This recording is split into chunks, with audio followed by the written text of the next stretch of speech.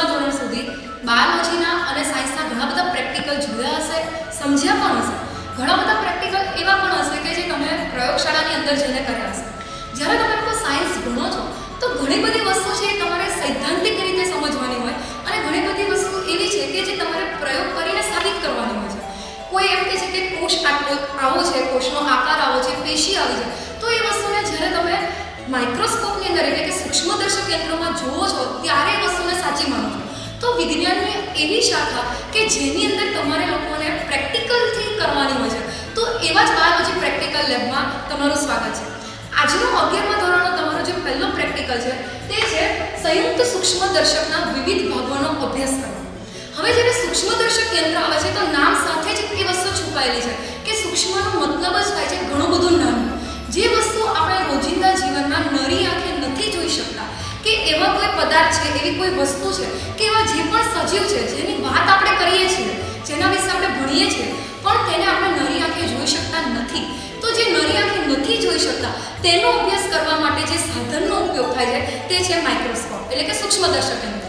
બે પ્રકારના સૂક્ષ્મદર્શક યંત્ર છે એ પ્રયોગશાળાની અંદર જીવવિજ્ઞાનમાં આપણે ઉપયોગ કરીએ છીએ. એક જે સૂક્ષ્મદર્શક યંત્ર છે એ છે સાદું સૂક્ષ્મદર્શક યંત્ર, જે મારી પાસે અત્યારે અહીંયા આગળ હાલમાં ઉપલબ્ધ છે.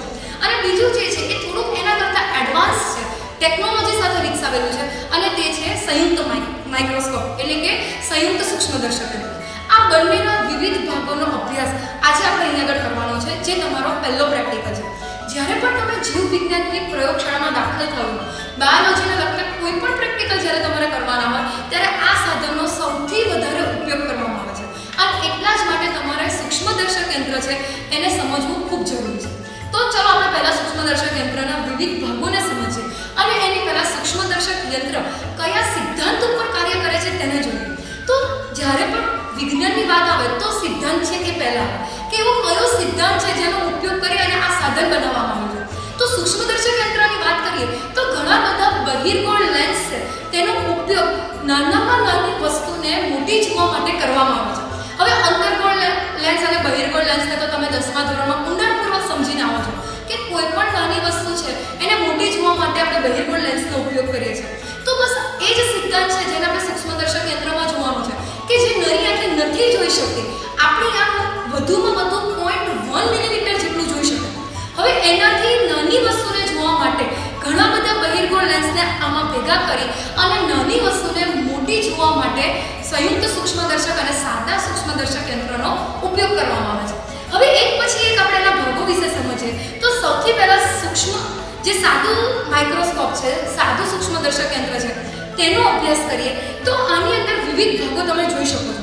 એમાં વિવિધ ભાગોની અંદર જે સૌથી પહેલા છે એ છે એનું સ્ટેજ, જે આ નીચેનો પાયો છે. હવે આ જે પાયો છે એની ઉપર બધા જ વિવિધ ભાગ છે એ ગોઠવાયેલા છે, જે જોઈ શકો છો કે જે રાઉન્ડ એટલે કે ગોળાકાર છે. હવે એની ઉપર તમે જુઓ તો આ જે વસ્તુ છે એ આખી એની દેહ નળી છે. આ જે દેહ નળી છે એની સાથે ઘણી બધી વસ્તુઓ છે જે જોડાયેલી છે. એક એક વસ્તુની જો આપણે વાત કરીએ તો આ જે સાદું માઇક્રોસ્કોપ છે એની સાથેની જે દેહ નળી છે એમાં સૌથી પહેલા તમે જોઈ શકો છો કે જે મોટો ભાગ છે એનો સ્ટેજ છે. હવે આ જે સ્ટેજ છે એની ઉપર આપણે કોઈ પણ વસ્તુ છે એને મોટી જોવા માટે અહીં આગળ રાખી શકીએ છીએ. હવે જ્યારે મોટી જોવા માટે આ વસ્તુ જે છે સાદું માઇક્રોસ્કોપ એનો સૌથી વધારે ઉપયોગ ડિસેક્ટિંગની અંદર કરવામાં આવે છે. જે કીટકો છે, કોઈ પણ નાનામાં નાની વસ્તુ છે એને સામાન્ય રીતે જો મોટી જોવી હોય તો આ સાદા સૂક્ષ્મદર્શક યંત્રનો ઉપયોગ કરવામાં આવે. સ્ટેજ જે છે એની પર આપણે બે ક્લિપ જોઈ શકીએ છીએ. આ બે ક્લિપ છે એની સાથે આપણે કોઈ પણ સ્લાઇડ છે એને એડજસ્ટ કરી અને એ પોતાના મૂળ સ્થાનથી હલે નહીં એટલા માટે આ બે ક્લિપ છે એની સાથે જોડાયેલી છે. એની સાથે તમે નીચે જોઈ શકો છો કે એક અરીસો આપેલો છે. આ જે અરીસો છે એનો ઉપયોગ શું છે તો કે જે પણ સૂર્યપ્રકાશ છે એ સૂર્યપ્રકાશ આ અરીસા ઉપર કેન્દ્રિત થશે અને અરીસાના માધ્યમ દ્વારા તે સ્ટેજ ઉપર આવશે અને સ્ટેજ ઉપર રાખેલી જે સ્લાઇડ છે એ સ્લાઇડના માધ્યમમાં પ્રવેશશે અને આપણી આંખથી આપણે એ વસ્તુને મોટી જોઈ શકીએ છીએ. સૌથી મહત્વનો જે ભાગ છે તે છે આ લેન્સ. આ લેન્સની મદદથી આપણે નાનામાં નાની વસ્તુને મોટી જોઈ શકીએ છીએ. પણ અહીં આગળ આપણે એ જોઈ શકીએ છીએ કે અહીંયા માત્ર એક જ લેન્સનો ઉપયોગ થાય છે, એટલા માટે આને મોનોક્યુલર માઇક્રોસ્કોપ કહેવામાં આવે છે. એક જ લેન્સનો ઉપયોગ છે. બીજું કે અહીંયા આગળ લેન્સને એડજસ્ટ કરવા માટે થઈ અને દેહ નળીની સાથે સાથે એક સ્ક્રૂ પણ આપેલો છે કે જેની મદદથી આપણે લેન્સને ઉપર નીચે કરી અને સ્લાઇડ ઉપરનું જે પ્રતિબિંબ છે એને આપણે નાનું મોટું કરી શકીએ છીએ. તો આ જે સ્ક્રૂ છે એને સ્થૂળ સ્થળાંતર સ્ક્રૂ કહેવામાં આવે છે. આ જ વસ્તુ તમે અહીંયા ચાર્ટ ઉપર છે એ આકૃતિ દ્વારા સમજી શકો છો કે આ જે છે એ વિચ્છેદક સૂક્ષ્મદર્શક યંત્ર એટલે કે ડિસેક્ટિંગ માઇક્રોસ્કોપ છે. અહીંયા આગળ આપણે જોયું કે સૌથી પહેલા એનો બેઝ એટલે કે પાયો છે કે જે ગોળાકાર હોય એની સાથે તમે જોઈ શકો છો કે આખી નળાકાર આકારની દેહ નળી એટલે કે ટ્યુબ છે તે જોડાયેલી છે. એની સાથે ઉપરનો જે લેન્સ છે એને નેત્રકાચ કહેવામાં આવે કારણ કે આપણી આંખોથી આપણે એને જોઈએ છીએ એટલે આ આપણો આઈપીસ છે. એની પછી તમે સ્ટેજની જ વાત કરીએ તો સ્ટેજ ઉપર તમે જુઓ કે બે ક્લિપ આપેલી છે. એની સાથે સાથે આપણે એની ઉપર આપણી સ્લાઇડ છે એને મૂકી શકીએ છીએ. સ્ટેજની તરત જ નીચે એક સ્તંભ છે. આ સ્તંભમાં તમે જુઓ કે આપણો જે અરીસો છે તે જોડાયેલો છે. અરીસાનો ઉપયોગ આપણે કીધું એમ સૂર્યપ્રકાશને એકત્રિત કરવા માટે કોઈ પણ જગ્યાએ લાઇટને એકત્રિત કરી અને તેને સ્ટેજ સુધી પહોંચાડવા માટે અરીસાનો ઉપયોગ કરવામાં આવે છે. આ જ વસ્તુ સૌથી વધારે ડિસેક્ટિંગ માઇક્રોસ્કોપની અંદર આપણે છે યુઝ કરીએ છીએ. ત્યાર પછી હવે આપણે તેનાથી થોડું એડવાન્સ જોઈએ. જેમ જેમ ટેકનોલોજીનો ઉપયોગ થતો જાય છે એમ એમ વધુને વધુ માઇક્રોસ્કોપ એટલે કે સૂક્ષ્મદર્શક યંત્ર છે તે બનાવતા જઈએ છીએ. તો હવે પછી જે સાદા સૂક્ષ્મદર્શક યંત્રની થોડી ઘણી જે ખામી છે એ ખામીને પૂરી કરવા માટે થઈ અને એડવાન્સ માઇક્રોસ્કોપનો યુઝ કરીએ છીએ અને તે છે કમ્પાઉન્ડ માઇક્રોસ્કોપ એટલે કે સંયુક્ત સૂક્ષ્મદર્શક યંત્ર.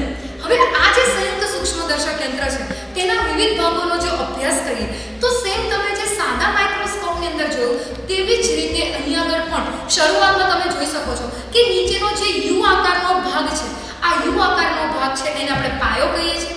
પાયાની ઉપર બધા જ માઇક્રોસ્કોપના વિવિધ ભાગો છે તે જોડાયેલા છે. એના પછી બીજા ભાગની વાત કરીએ તો બીજો જે ભાગ છે જ્યાંથી આપણે માઇક્રોસ્કોપને પકડીએ છીએ તો આ જે યુ આકારનો ભાગ છે એનો હાથો છે જેને આપણે આમ એટલે કે ભુજા પણ કહી શકીએ છીએ. હવે જે પણ વાત છે એ આખી આ આમ સાથે જોડાયેલી છે. આ જે આમ છે તેનો મહત્વનો ભાગ છે તે છે દેહ નળી. જેમ સંયુક્ત સૂક્ષ્મ સાદા માઇક્રોસ્કોપની અંદર પણ દેહ નળી છે તેવી જ રીતે અહીંયા પણ એક દેહ નળીનો ઉપયોગ કરવામાં આવે છે. આ દેહ નળીનો સૌથી ઉપરના ભાગની વાત કરીએ તો અહીં આગળ જ્યાંથી આપણે વસ્તુ જોવાના છે એટલે કે આપણે આંખ રાખીએ છીએ એટલે આ જે છે એ આપણું નેત્રકાચ એટલે કે આઈપીસ છે. નેત્રકાચથી તમે કોઈ પણ વસ્તુ છે એ નરી આંખે જોઈ શકો છો. ત્યાર પછી આગળ જઈએ તો તમે જોઈ શકો છો કે એની નીચે અહીં આગળ જે ગોળ ફેરવી શકાય છે એ ભાગ છે એ છે આપણો વસ્તુકાચ. અહીં આગળ આપણે વસ્તુને રાખવાની છે એટલા માટે આ ભાગ છે એને વસ્તુકાચ કહેવામાં આવે. અહીંયાથી આપણે એને જોઈ શકીએ છીએ એટલા માટે આ ભાગ છે એને નેત્રકાચ કહેવામાં આવે. એની સાથે જેમ સાદા માઇક્રોસ્કોપની અંદર પણ સ્ટેજ હતું એવી જ રીતે અહીંયા પણ સ્ટેજ છે હાજર છે. આ સ્ટેજની ઉપર પણ બે ક્લિપ આવેલી છે જેની અંદર આપણે આરામથી કોઈ પણ સ્લાઇડ છે એને એડજસ્ટ કરી અને કમ્પ્લીટ હલે નહીં તે રીતે ગોઠવી શકીએ છીએ. એની સાથે આ જે હાથો છે એટલે કે એની જે ભુજા છે એની સાથે બે મહત્વના સ્ક્રૂ જોડાયેલા છે કે જે દેહ નળીને ઉપર નીચે કરવામાં આપણને મદદ થાય છે. સેમ જેમ સાદા માઇક્રોસ્કોપની અંદર સ્થૂળ સ્થળાંતર સ્ક્રૂ હતો એવી જ રીતે અહીંયા પણ સ્થૂળ સ્થળાંતર સ્ક્રૂની હાજરી જોવા મળે છે કે જે કવર સ્લાઇડની ઉપર રાખેલ જે વસ્તુ છે એને ઉપર નીચે કરી અને એડજસ્ટ કરવા માટે છે. એની સાથે સાથે તમે જોઈ શકો છો કે અહીંયા આગળ બીજો પણ એક સ્ક્રૂ આપેલો છે જેને સૂક્ષ્મ સ્થળાંતર સ્ક્રૂ કહેવામાં આવે છે. અને આ જે સૂક્ષ્મ સ્થળાંતર સ્ક્રૂ જે છે એ ફોકસિંગ માટે છે. જ્યારે તમે સ્લાઇડને ગોઠવી અને એને માઇક્રોસ્કોપમાં જુઓ છો ત્યાર પછી કદાચ કોઈ કારણસર ફોકસ છે એને વધારે પડતું કરવા માટે કે ઓછું કરવા માટે થઈ અને આ સૂક્ષ્મ સ્થળાંતર સ્ક્રૂ છે એનો ઉપયોગ કરવામાં આવે છે કે જે દેહ નળીની સાથે જોડાયેલો છે. એની પછી જે સ્ટેજ છે એની નીચે પણ એક બીજો સ્તંભ આવેલો છે. આપણે જોઈ શકીએ છીએ કે આ જે બીજો સ્તંભ છે એની સાથે જેમ સાદા માઇક્રોસ્કોપની અંદર અરીસો જોડાયેલો હતો એવી જ રીતે અહીંયા પણ એક અરીસો જોડાયેલો છે. આ જે અરીસો છે એનું કામ સૂર્યપ્રકાશ કે કોઈ પણ જગ્યાએથી પ્રકાશ કે લાઇટને એકત્રિત કરી અને આ એકત્રિત કરેલો જે પ્રકાશ છે એ ડાયરેક્ટ અહીં આગળ સ્ટેજ ઉપર જે વચ્ચે એક નાનું એવું છિદ્ર ધરાવે છે જે આપણે જોઈ શકીએ છીએ. આ નાના એવા છિદ્રમાંથી પસાર થઈ અને આપણી સ્લાઇડ ઉપર આવે છે અને ત્યાંથી આપણે આપણે નેત્રકાચ દ્વારા એને જોઈ શકીએ છીએ. તો આ જે અરીસો છે એ પ્રકાશને એકત્રિત કરવાનું કામ કરશે. એની સાથે તમે જોઈ શકો છો કે બીજો એક ભાગ છે જે જોડાયેલો છે અને આ જે બીજો ભાગ છે તેને કન્ડેન્સર અથવા કન્ડેન્સર કહેવામાં આવે છે. હવે આ જે કન્ડેન્સર છે એનો ઉપયોગ શું છે તો કે જે કન્ડેન્સર છે એ પ્રકાશને સ્ટેજ સુધી પહોંચાડવામાં મદદ કરવામાં આવે છે. આ જે કન્ડેન્સર છે એને ખોલવાની અને બંધ કરવાની પ્રક્રિયા પણ જોવા મળે છે. તો આની પછી હવે જે બીજો ભાગ સમજવાનો છે એ છે કે જે સ્ટેજ છે એની ઉપર પ્રકાશ કઈ રીતે કયા માધ્યમ દ્વારા અને કયા વેથી આવે છે. તો અહીં આગળ આપણે સૂર્યપ્રકાશને એકત્રિત કરીએ ત્યાર પછી કન્ડેન્સર વસ્તુ જે છે એને ખોલી અને જે વચ્ચેનું જે છિદ્ર છે એ છિદ્ર મારફતે આપણે જે અહીં આગળ કવર સ્લિપ મૂકેલી છે એ કવર સ્લિપ ઉપર પ્રકાશ છે એ આપાત થશે અને એ પ્રકાશની લાઇટથી આપણે નેત્રકાચ દ્વારા આ વસ્તુને સંપૂર્ણપણે મોટી જોઈ શકીએ છીએ. તો આ હતો એના વિવિધ ભાગોનો અભ્યાસ. આપણે જો એને ચાર્ટ ઉપર સમજીએ તો અહીંયા આગળ ઓલરેડી તમારી પાસે ચાર્ટ અવેલેબલ છે. આ જે છે એ સૂક્ષ્મદર્શક યંત્રના સંયુક્ત સૂક્ષ્મદર્શક યંત્રનો ભાગ છે. અહીંયા તમે જોઈ શકો છો કે સૌથી પહેલા નીચેનો જે ભાગ છે એ યુ આકારનો જે એનો પાયો છે. એની સાથે આ જે ભાગ છે એ આખો એનો હાથો છે જ્યાંથી આપણે માઇક્રોસ્કોપને પકડી શકીએ છીએ. ત્યાર પછી એની સાથે મોટી એવી દેહ નળી જોડાયેલી છે. હવે આ જે દેહ નળી છે એનો ઉપરનો ભાગ છે જેને આપણે નેત્રકાચ કહીએ છીએ કારણ કે ત્યાંથી આપણે વસ્તુને જોવાની છે. એની સાથે સાથે જે નીચેનો ભાગ છે એ કયો છે તો કે નીચેનો જે ભાગ છે જે ગોળાકાર ફરી શકે છે જેની સાથે તમે જોઈ શકો છો કે બીજા ઘણા બધા લેન્સ પણ જોડાયેલા છે. તો આ જે લેન્સ જોડાયેલા છે જ્યાંથી આપણે વસ્તુને જોવાની છે એટલા માટે આપણે વસ્તુકાચ કહીએ છીએ. પણ એ વસ્તુકાચ છે એ વિવિધ પ્રકારના હોય છે એટલા માટે એ ગોળ ફરી શકે છે અને એ જે ભાગ છે એને આપણે નોઝપીસ કહીએ છીએ. તો આ જે છે નેત્રકાચ છે આ છે વસ્તુકાચ છે અને એને ફેરવવા માટે થઈ અને નોઝપીસની હાજરી છે એ એની આગળ નોંધી શકાય. એની પછી આપણે જોઈએ છીએ કે જે દેહ નળી છે એને ઉપર નીચે કરવા માટે થઈ અને બે મોટા સ્ક્રૂ આપેલા છે. જે સૌથી મોટો સ્ક્રૂ છે એ છે સ્થૂળ સ્થળાંતર સ્ક્રૂ કે જેની મદદથી દેહ નળી ઉપર થઈ શકે છે. એની સિવાય જે બીજો નાનો સ્ક્રૂ છે જેને આપણે સૂક્ષ્મ સ્થળાંતર સ્ક્રૂ કહીએ છીએ. તો આ જે સૂક્ષ્મ સ્થળાંતર સ્ક્રૂ છે એનું કામ ફોકસિંગનું છે. જે વસ્તુ આપણે માઇક્રોસ્કોપમાં જોવાની છે એને વધારે પડતી ફોકસ કરવા માટે થઈ અને આપણે સૂક્ષ્મ સ્થળાંતર સ્ક્રૂ છે એની મદદ લઈએ છીએ. ત્યાર પછી જે પાયો છે અને જે દેહ નળી છે એની નીચેના ભાગે પણ એક સ્ટેજ છે જે દેહ નળીના હાથા સાથે જોડાયેલું છે જેને કોણ સાંધો એટલે કે ઇન્ક્લિનેશન જોઈન્ટ કહેવાય છે જેની મદદથી આખો હાથો અને પાયો છે એકબીજાની સાથે જોડાયેલા. તો આ જે સાંધા છે કે જે આખા હાથાની નીચેનો ભાગ છે ત્યાં આગળ અરીસો ગોઠવાયેલો છે કે જે પ્રકાશને એકત્રિત કરવાનું કામ કરશે અને એની સાથે સાથે કન્ડેન્સર છે કે જે વસ્તુને પ્રકાશને આપણી જે સ્લાઇડ છે એની ઉપર આપાત કરવા અથવા તો એકત્રિત કરવામાં મદદરૂપ થશે.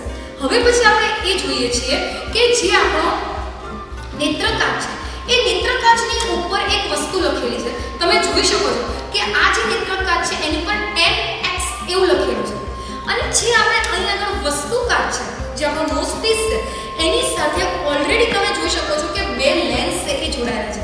હવે આ બે લેન્સ છે એમાંથી એક જે લેન્સ છે એ 10x નો છે અને બીજો જે લેન્સ છે એ 45x નો છે.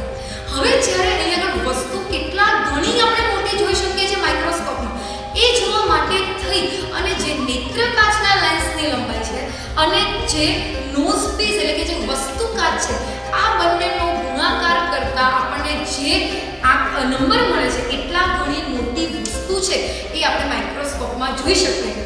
આપણે તેને થોડુંક ડિટેલમાં સમજીએ તો કે જે આપણું મેગ્નિફાઇંગ કેપેસિટી એટલે કે જે વિશાલન શક્તિ છે એ વિશાલન શક્તિમાં તમે જોઈ શકો છો કે જેમ નેત્રકાચ છે એ નેત્રકાચ અલગ અલગ 10x નો હોઈ શકે 15x નો હોઈ શકે અને 5x નો હોઈ શકે. સેમ એવી રીતે બીજો જે આપણી પાસે કાચ છે એ છે વસ્તુકાચ. વસ્તુકાચ આપણી પાસે 15x નો છે 45x નો છે અને 10x નો છે. તો આવા ત્રણ પ્રકારના વસ્તુકાચ અને નેત્રકાચ છે જે આપણી પાસે અત્યારે હાલમાં અવેલેબલ છે. હવે કેટલા ગણું મોટું પ્રતિબિંબ એટલે કે કેટલા ગણું મોટું આપણે મેગ્નિફિકેશન જોવું છે તો એની માટે શું કરવાનું છે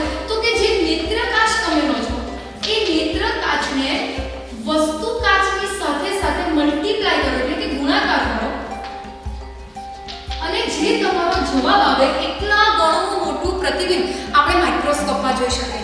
અત્યારે હાલમાં મારી પાસે નેત્રકાચ જે છે એ 10x નો છે અને એનો જો હું ગુણાકાર વસ્તુકાચ જે મારી પાસે 10x છે એની સાથે કરું તો 10 × 10 એટલે કે 100x છે, એટલે કે 100 ગણું મોટું પ્રતિબિંબ આ જે સ્લાઇડ છે એની ઉપર રાખેલી વસ્તુનું હું અત્યારે નરી આંખે હવે માઇક્રોસ્કોપની મદદથી જોઈ શકું છું.